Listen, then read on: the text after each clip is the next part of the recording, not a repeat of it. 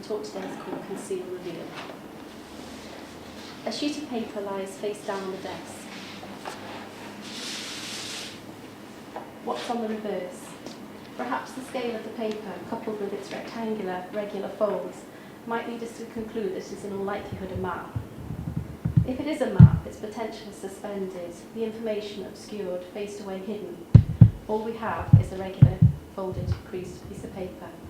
We might speculate what type of map might it be, where does it depict, what scale has it been drawn, what gathering of information is on the underside. I'd like to talk today about the ontology of maps, how they appear to us, how we relate to them, what they reveal about a place, and also what they conceal. I will then go on to discuss what happens when the agreed authority of a map is challenged, when we question the certainty of an image, how a perception is disrupted when visual information is removed. I'm interested in the shifting of function, the point at which the map moves from an object to which something has been done and is altered beyond usage. I propose that this erasure of data is a form of drawing and would like to explore what function drawing can perform in connecting us with place.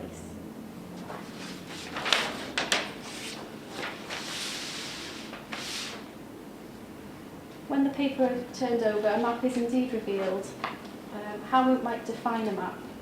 Perhaps you could describe it as an accurate and authoritative symbolic depiction of the landscape as seen from above, a gathering from multiple observation points. It could be described as a multi-layered assemblage of natural and man-made details directly relating to a specific place. Yet, despite the mathematical appearance and the facade of scientific accuracy that a map such as this Ordnance Survey edition suggests, I would suggest that a map is a non-truth. It is a representation of an aspect impossible to share. When discussing the nature of map making, Tim Ingold proposes that the surveyor's job is to take instrumental measurements from a considerable number of locations and to combine this data to produce a single picture which is independent of any point of observation. This picture is of the world as it could be directly apprehended only by a consciousness capable of being everywhere at once and nowhere in particular. Thus we are simultaneously located and dislocated in space, connected via the map to our surroundings, but unable to see the view. Tuan describes the impossibility and endlessness that a map might imply. The map is God's view of the world, since its sight lines are parallel and extend to infinity. So a map takes no account of perspective, nor is it entirely to scale.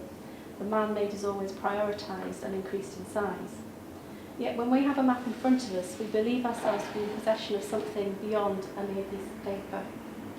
Somehow the information marked down contains so much more than a collection of geospatial information. Perhaps it is in part an authority, a tool to locate ourselves within place. Maybe we put our trust in it and so gain a guide, a promise of freedom and a sanction to journey. It becomes a device with which we can not only fix our current position, but also speculate spatially and temporally. What's over there, over the horizon, and what remains of the past? Traces of man-made and natural history and a memory of earlier lives might all be documented to varying degrees.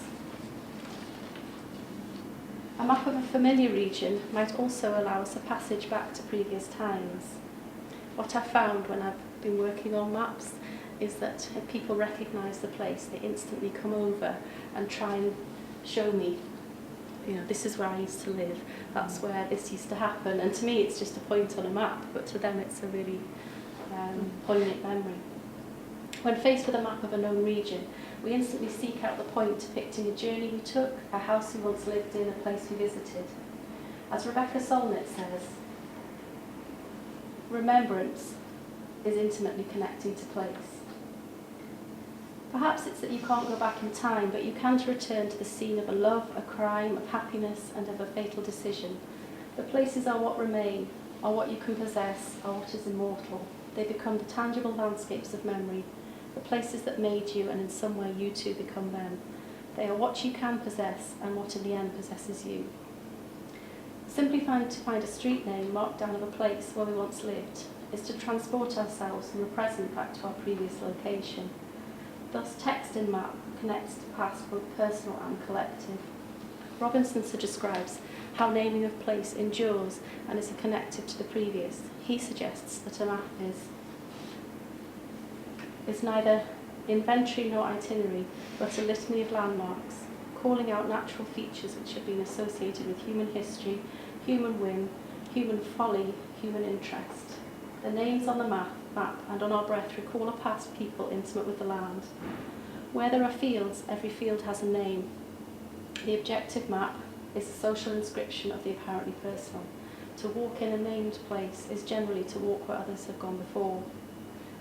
Maps contain a wealth of signs. Indeed, a whole area of research into cartosemiotics exists, with different maps relying on more or less complex systems of semiotics. The A to Z is mainly a text-based, with little or no information regarding geography. It's produced on cheap paper, a throwaway disposable diagram which can be easily read without prior knowledge. In contrast, an ordnance survey, such as this, is produced on heavier paper, possibly even linen-backed, and it relies on a more complex ability to interpret icon and symbol to describe the topography.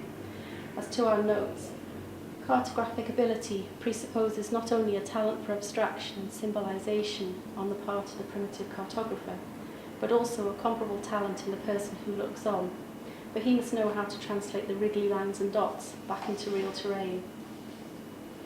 We believe a map, we trust a map, we take a map to be an objective representation of place without romance or subjectivity, yet in reality a map is always subjective in the information it contains and the way in which this is presented.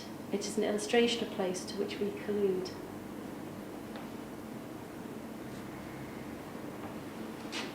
As Ingold says, the map is a construction, an abstraction, an arrangement of markings that relate to spatial reality only by agreement and not by sensory testability. It is impossible for a map to contain everything about a place, so all maps must be a selection, and to select comes with the power. To write a map is to some extent to write place. Ingold states that collusion between the cartographer and the reader. The reality is that no map, however modern or sophisticated the techniques of its production, can be wholly divorced from the practices, interests and understandings of its makers and users. So too little information and we are disorientated, too much information and the map becomes unusable.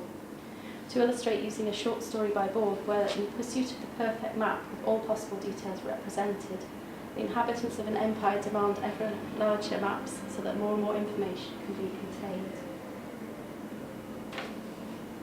On exactitude and science. In that empire, the art of cartography attained such perfection that the map of a single province occupied the entirety of a city, and the map of the empire the entirety of a province. In time, those unconscionable maps no longer satisfied, and the Cartographers' Guild struck a map of the empire whose size was that of the empire, and which coincided point to point with it. The following generations, who were not so fond of the study of cartography as their forebears had been, saw that the vast map was useless, and not without some pitilessness was it that they delivered it up to the inclemencies of sun and winters. In the deserts of the West still today, there are tattered ruins of that map, inhabited by animal beggars. In all the land there is no other relic of the disciplines of geography. To contain all without editing renders a map unusable, but the question remains what to leave in, what to leave out, what happens if information is removed or destroyed. As a daughter of a geologist, maybe maps have a particular significance to me.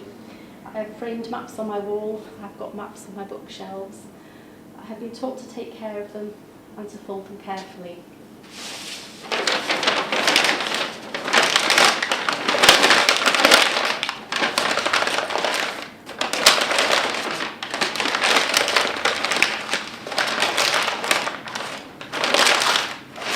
So to deliberately damage them is quite a difficult thing to do. My dad's horrified. To return to an earlier point, we ascribe a value to maps. Even when they're out of date and obsolete, it's not easy to dispose of them. It's apparently easier to give them away, as the 50 or so I've got on my desk would now suggest. So what happens if information is removed? Too much material hinders, and perhaps the presence of a map is impeded by excess statement of fact. Maybe conversely it is possible to suggest more by erasure. If the reading of material is obscured, possibly made ambiguous, Might it imply an otherness and force us to speculate on an additional or alternative reading of place? What happens when data is erased? Does the map cease to function, or with editing can it speak more eloquently of the landscape by alluding to an otherness?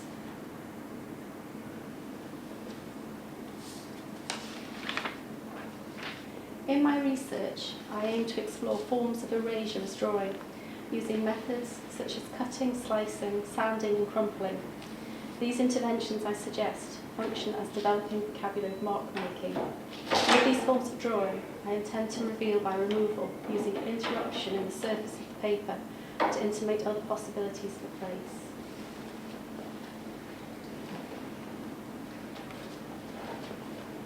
What I was going to do now was to describe some images by slide and also talk about some actual bits of work I brought in. This is a detail from a piece I made on a 1948 Ordnance Survey sheet. It's entitled Boundaries. And basically what I've done is to work on top of the surface of the map with graphite, heavy graphite, and I've obliterated all the information apart from boundaries. So the jagged edge you can see to the right of the image is the cliff edge, the rock face, and to the far right is the sea. And then what remains, the network, are roads, walls, and rivers. So anything that sort of subdivides the land up. So what I've taken out are things like contours, forests, buildings, but even with the information removed, you can still have a sense of the landscape. The larger fields tend to be either the higher land or the poorer quality land.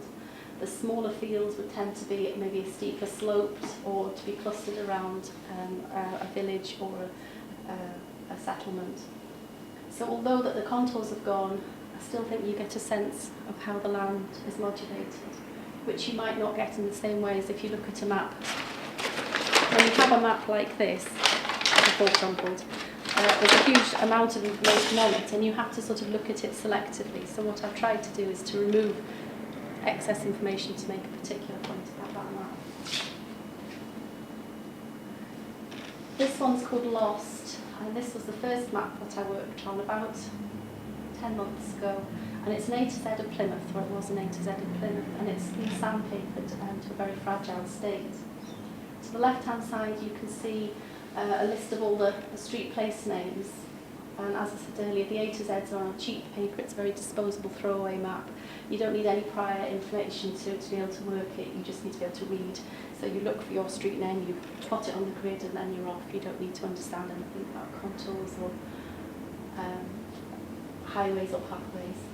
And basically the idea of this is that you can find your street name, Windsor Road or whatever, and it'll inform you that it's in B6, and then you can find B and you can find 6. But when you actually come to it, it's all been erased.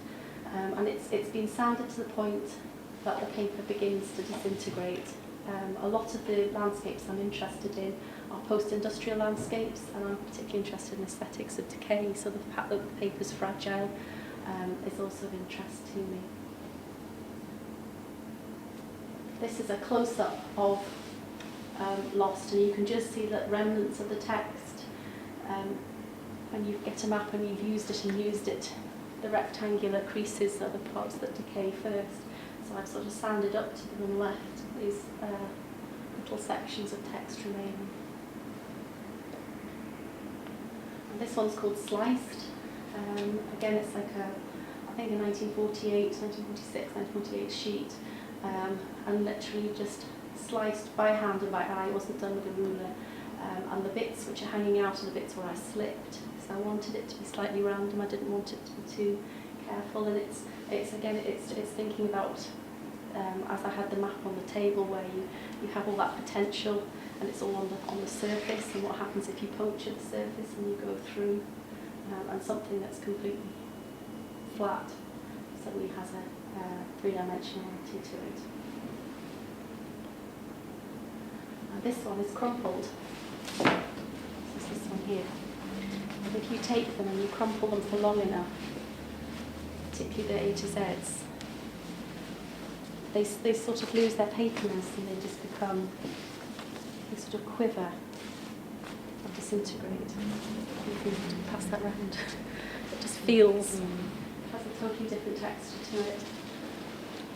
So I've done quite a lot where I've just crumpled compulsory. You have to do it for quite a long time. But eventually the fibres break down and it almost becomes like fabric. If you squeeze it, you can see the dust of the paper coming out. It's quite therapeutic.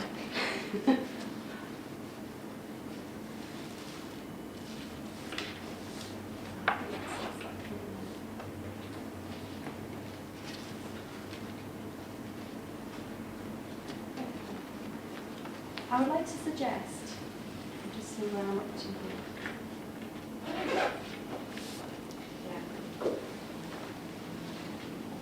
This was a nice quote that I liked as well about section. So there's a few others that I wanted to show you, some of which have been on the previous slides as backdrops. This is one because I have a lot of issues with text in maps, because I think that's what people read first. So this is one that's still ongoing, and it's an A to Z of Newcastle Gateshead.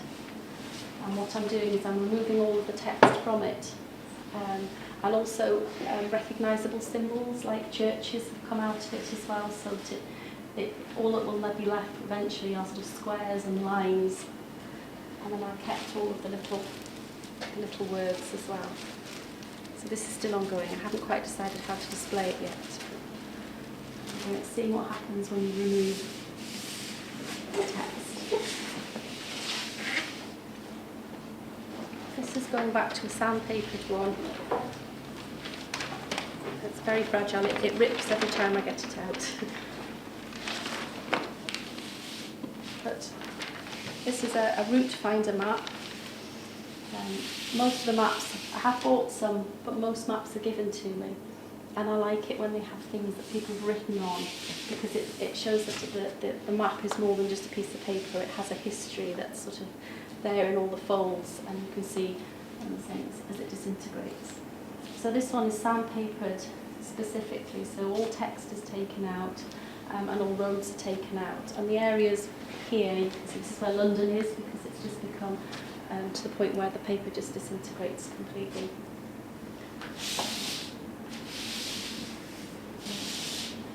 This is another sanded one. I've done some which are little fragments. And I'm interested in these because these are road atlases. So on the back you've got a bit of Scotland on top of a bit of Somerset.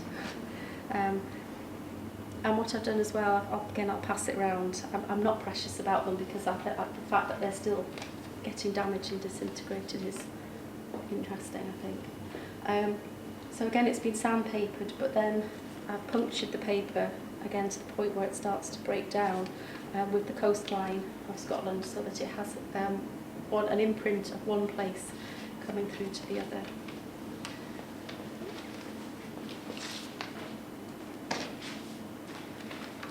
This one's another form of erasure. This is using Tipp-Ex.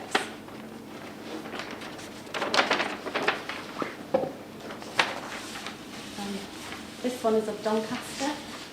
To hold it up, you see better.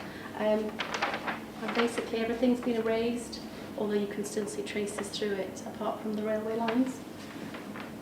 I just wanted to make a drawing of the lines, because a road can be angular, but a railway has to move in a curve, and I just like the sinuousness of the lines. So again, it's finding that information that is there in front of you but isn't apparent. So everything is Tipp-Ex'd out. And I also really liked the fact that working with Tipp-Ex was awkward, and you've got those nostalgic sort of blobbinesses and dribbly bits from when you're back at school.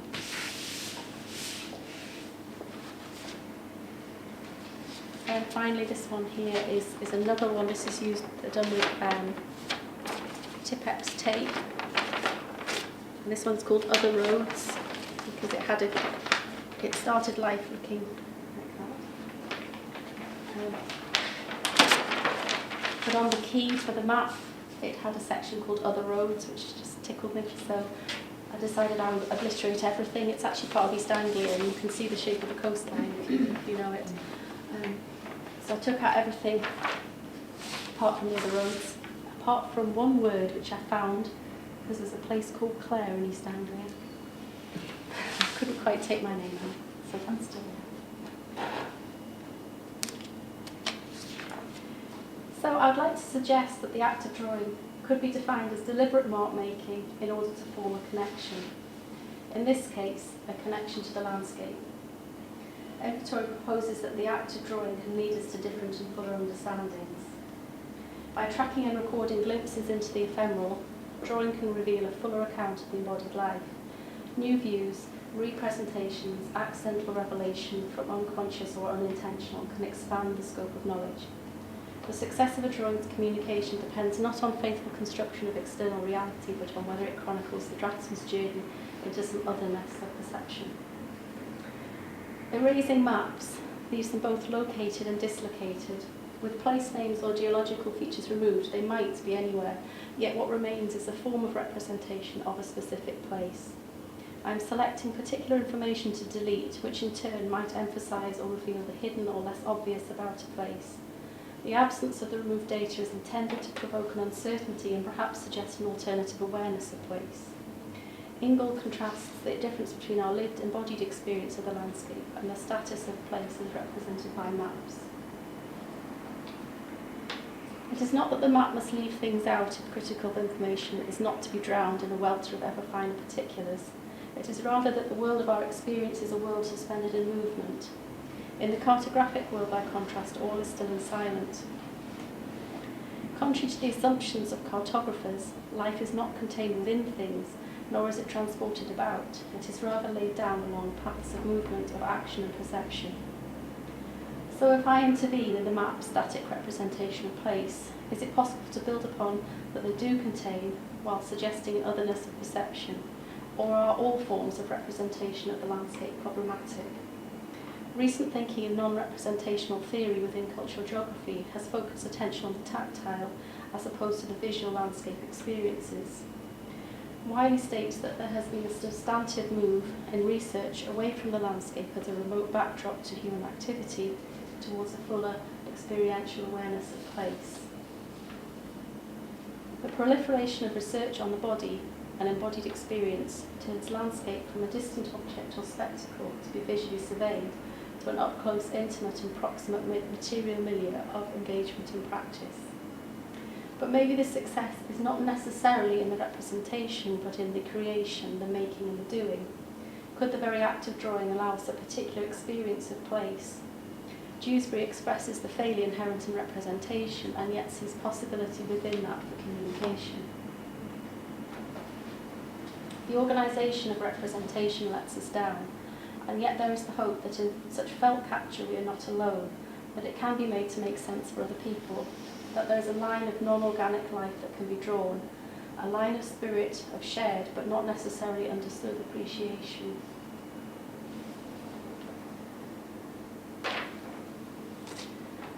For a visual arts practitioner, therefore, maybe the most significant element of the making process is not what is created, but what is received as a result of that process. What is experienced, what is understood, and what connections are made. As Berger describes, the act of drawing, separate from the product of drawing itself, is in itself a form of communication.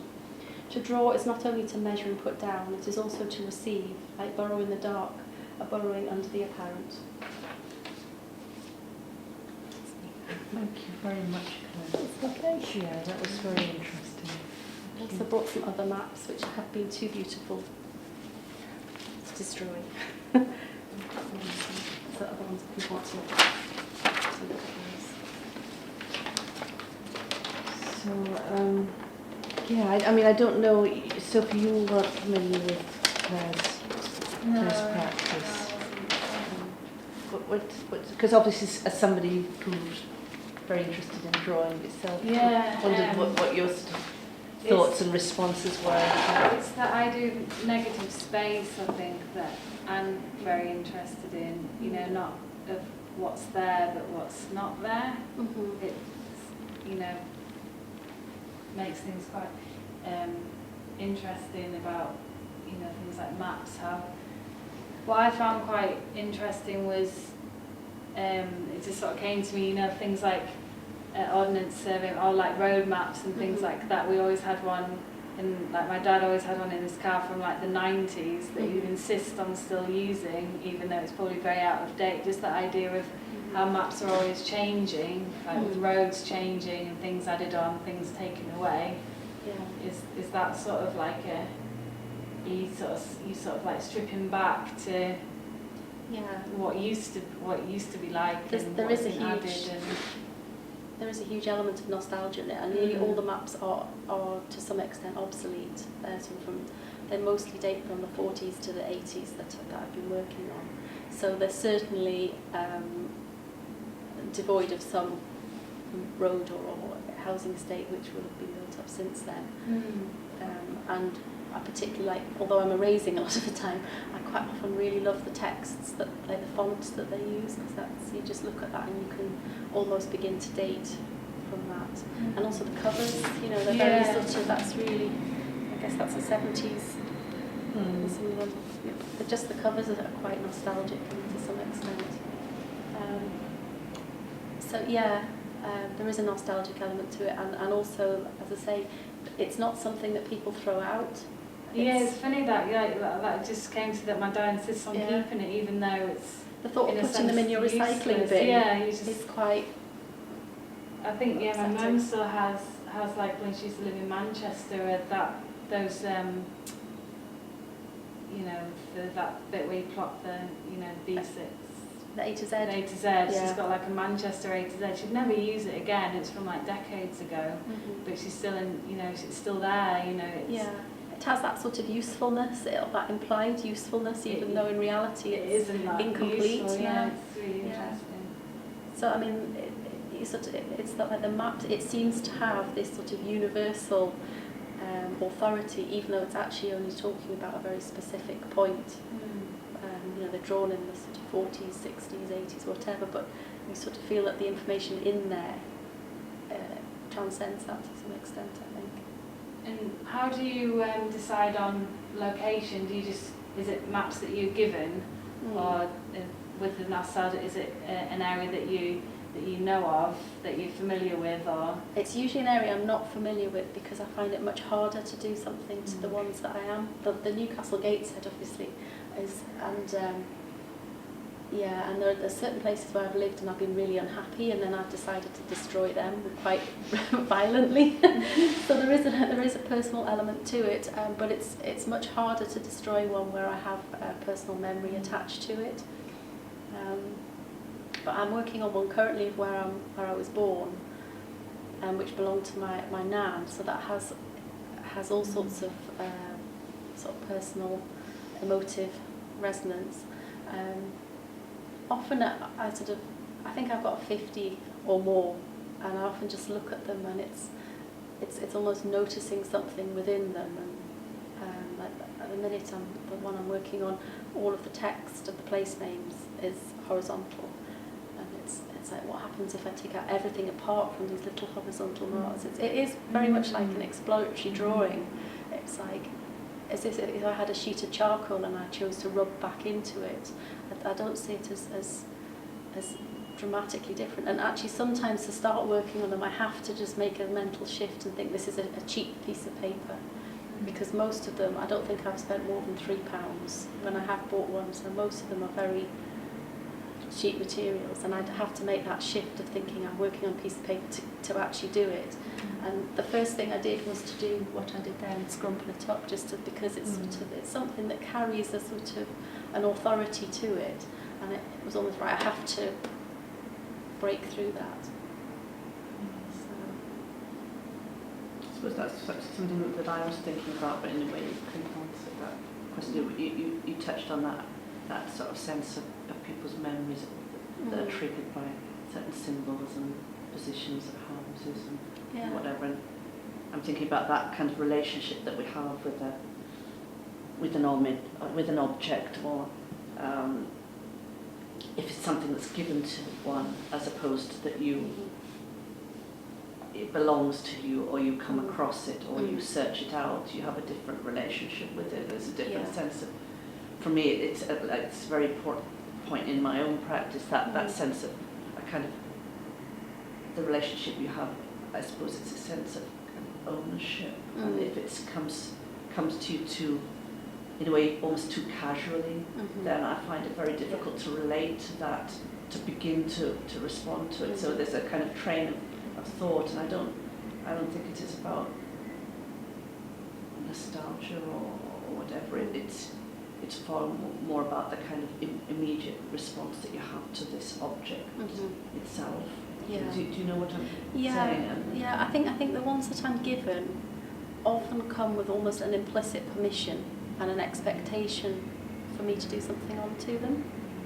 Whereas what I found, and I'm trying at the moment to do a project up in the Borders, in a place called Riccarton, and I've managed to find a linen-backed 1956 map of this particular area, and I sort of feel that I have to do something with this map, but it's very difficult because I've had to search it out, I've had to look for it, and so it's so much more precious than. And initially the A to Zs again were much easier to work on because I perceived them as these throwaway things. Yeah, sometimes I mean, it is about status. I'm just remembering when I did it years ago. I did a residency in Florence, and I was actually buying a lot of letters, Italian, found letters. And there was one bundle which, although I don't speak Italian, I didn't really want to be able to read them, but my friend had translated parts of them, and they were a series of love letters that were written just as war broke out in Italy. And I still have them. I couldn't, because I was actually burning into the letters and burning out words and whatever. And I still have that bundle of letters because it just felt, there's a point where it just feels too kind of precious. I think that's a really interesting thing that that essentially what you have are bits of paper, but you have a very sort of strong kind of response and reaction to it. It's not just aesthetic, but aesthetics. No. I mean, the other thing I was thinking about, because maps that I've seen or damaged maps that I've seen, over the years, sometimes was that idea that you talked about, like the empire and this kind of vastness of an area that's implied through the map, through a small piece of paper. And I know I've come across fragments just like this kind of size. They're actually ones of the Arctic. This size, but they imply the vastness of the Arctic. And I just wonder how you felt about, continuing to maintain the more or less that that sort of format of the rectangle, or how important that is to you, because in some ways it keeps it within that framework, doesn't it? And the vastness is implied because it's kind of it's constant. It's constant in the selection. But then if you have fragments or random fragments, how is that going to change the way that you might respond? And I think there's the little fragment that's up there. I've done a couple of those, and but this is still within the rectangle. It's still a rectangle, yeah. I don't know. I think that boundary is really interesting, but I want them to be sort of recognisably of a map, but to the point where they no longer function. But I have wondered about what would happen if I drew one, but I think it's the fact that the object itself has such a presence and has its personal history beforehand, and that's like a hindrance and a gift in some ways. There's a point when you can work it, and that framework begins to then disintegrate itself. At the moment, it's very, very clear they're maps. Yeah. But obviously, once you crumple that one over there into this ball, or this one that looks like a piece of cloth, then it's shifted quite a long way. Would you say that the crumpled one is the least map-like then, do you think? In some ways, but in some ways not. I find that it's very interesting, the kind of when it's more radical. I don't know what do other people think. It's kind of an interesting thing, because you could sandpaper these until there's practically no support left at all, but you could still keep the rectangle, still keep the folds, and would still be very, very conscious of the kind of framework that the original map sat within. And actually, a lot of the time, I do keep the grids. So like in the Tipex one, I've taken out streets and things, but I haven't taken out the grids because I sort of, that again was a reference point. I mean, the whole thing could be Tipexed, but whether the fact that it's rectangular and it's folded might just, that would still suggest it was. I really like the sliced one that's kind Sort of of just slouched hanging off the down. wall, yeah. It's that kind of tension, isn't it, between what existed and what then it becomes. Yeah. It's how far you do from it, or whether it's just so subtle that you hardly notice that it's changed. You know, there's a whole. Yeah. This from A to B is this huge number of possibilities in between, which is I think in itself is very interesting. It's The limits of this, the possibilities of when it's just about to fall apart. When it's just pushed into the absolute limits. Yeah, Of it still existing as an object. I think one of the things I want to do with this linen-backed one that I found is I'm going to go and bury it in the place that it's of and leave it. And the question for me then is, at what point, or do I dig it up? And that's, you know, do I wait until I think there's nothing recognisable left? Or is it quite poetic that it's just left and I never know what's left? Or do I periodically dig it up to see if it's creatively decayed to the right degree? You know, and if it just remains in the place, is it still an artwork, or is it just something I've done for myself? But I've thought long and hard about what I want to do with that map, and it feels right to go. I know specifically where I want to go and bury it. It's in the remains of an old ash pit. Or I might bury it and never find it. You know, I might go back and it's disappeared. But I feel like I should take a map and place it back, rather than have a map and remove it. Yeah, different forms of decay. You know, is the crumpling more radical? Is the sanding more violent? I feel probably the Tipex is the least. I didn't, because I was teaching. It'd been interesting for you to talk to him about. Yeah, sort of surface damage and. What's that idea about the knife edge between damage and creativity that comes to the form? Yeah, I mean, I tried to do another sliced one and it just didn't work. That one worked. Sort of. Do you just slice it randomly with what did you use, like a? Just a craft knife, yeah. Just, but I knew roughly how wide I wanted it, but I just did it by eye, and if I slipped, that was part of it. I didn't want it to be. It wasn't drawn out. You still kept it within the rectangle of the map, yeah.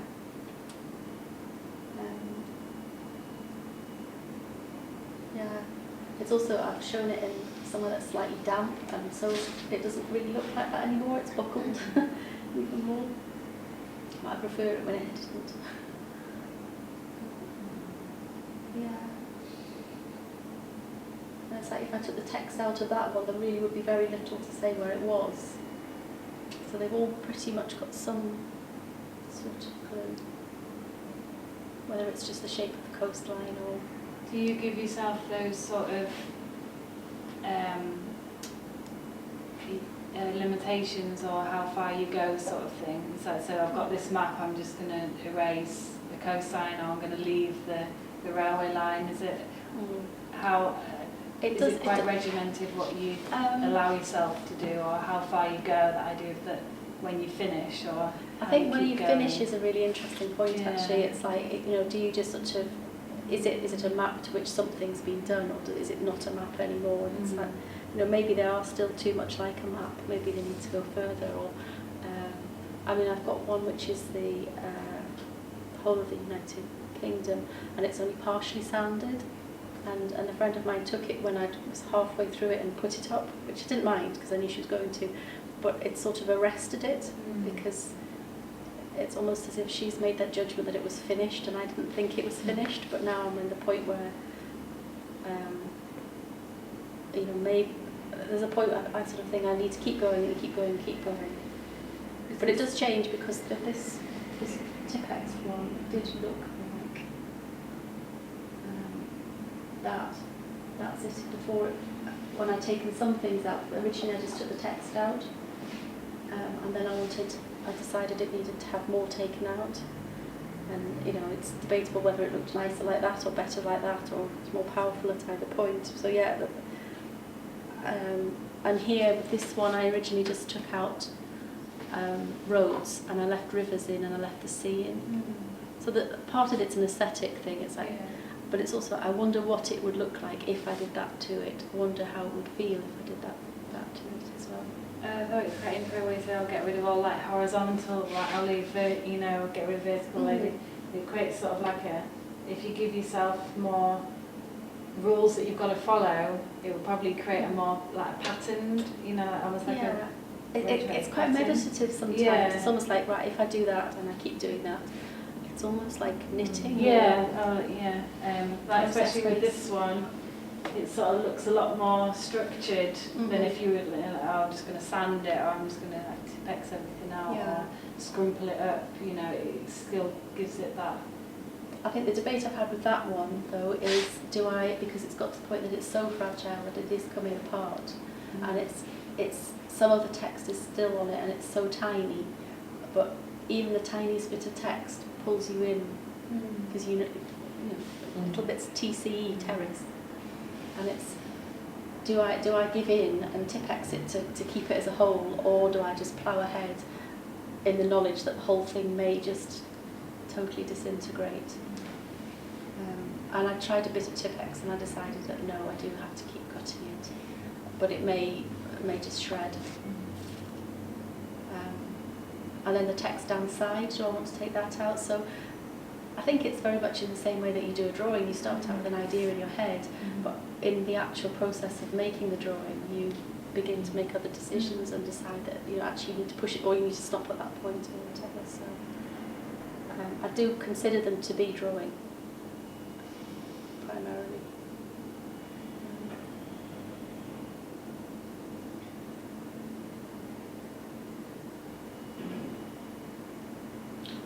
It's like, I'm just sort of thinking to the future, because at the moment it feels like it's like putting that question mark, what if I took this map and I did this to it, or I did this to it, or I did that to it.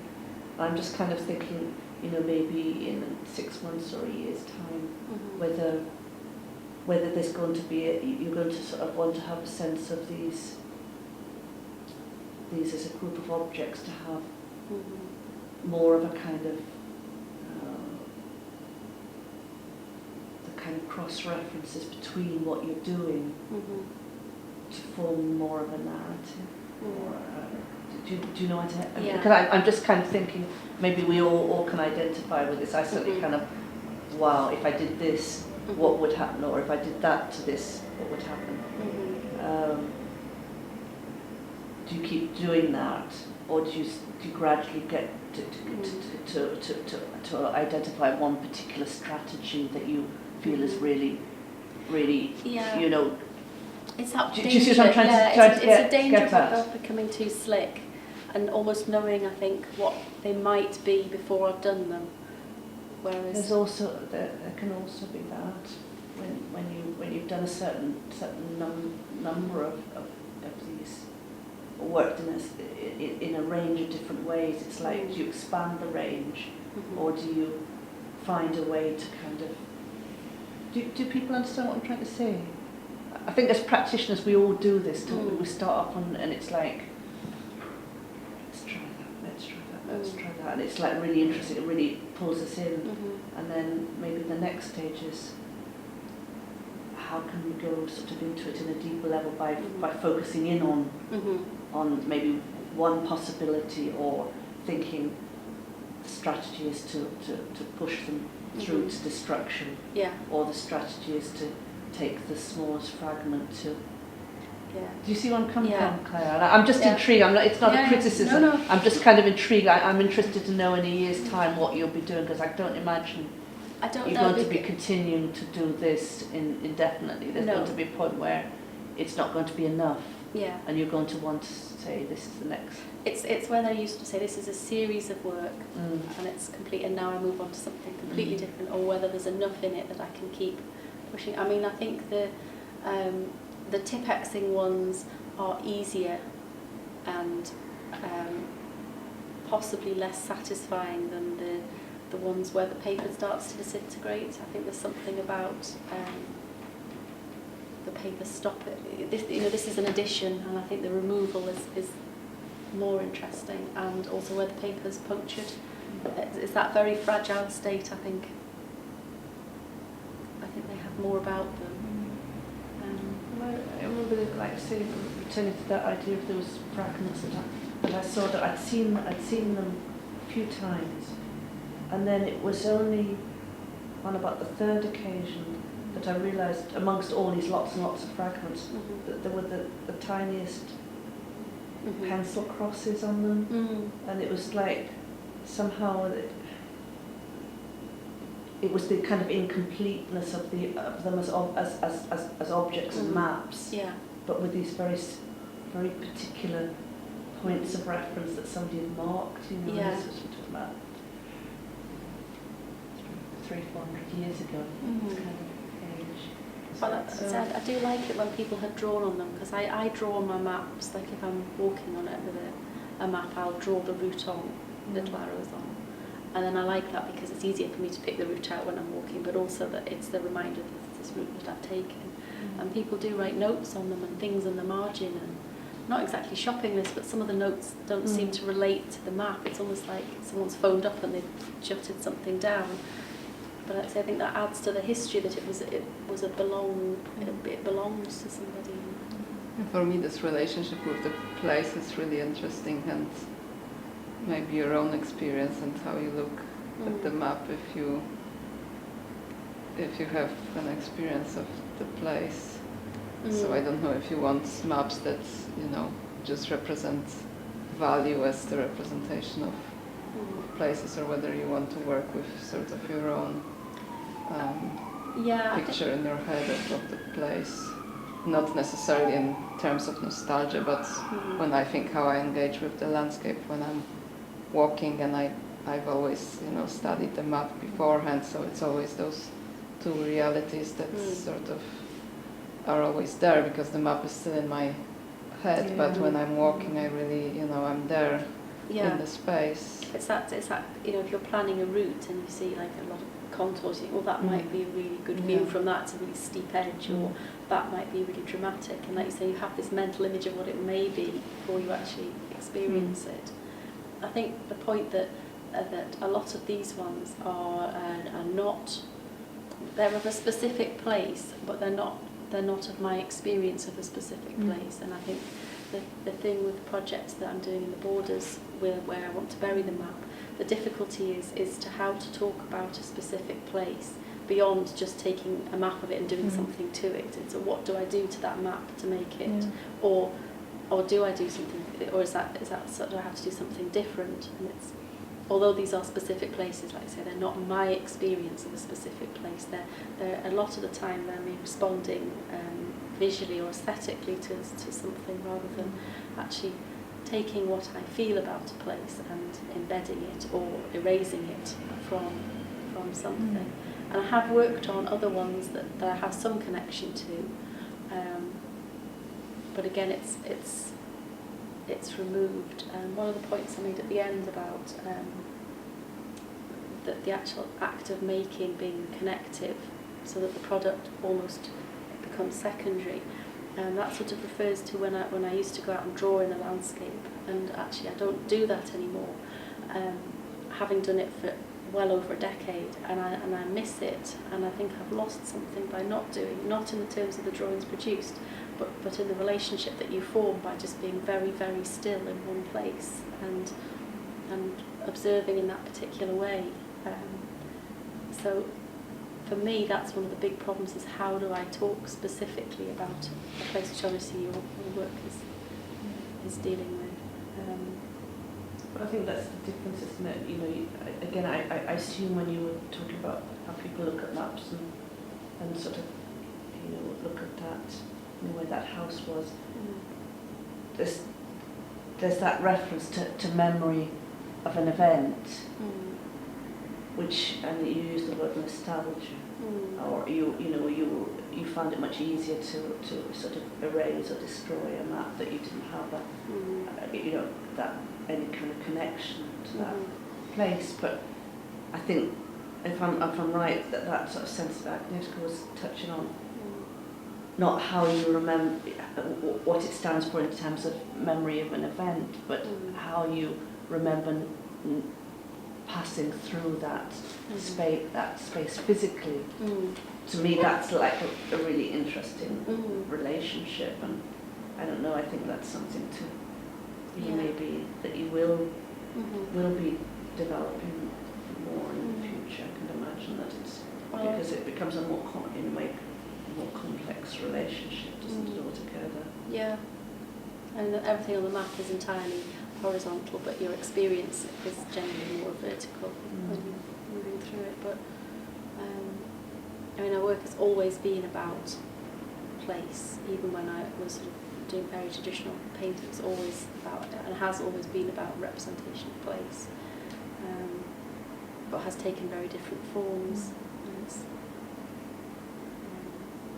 where to go next is, because it does feel like this is coming to not necessarily a closure, but a point at which I kind of sense that. That's why I asked that question. Yeah. What is the next? What is it? In a way, what's the next?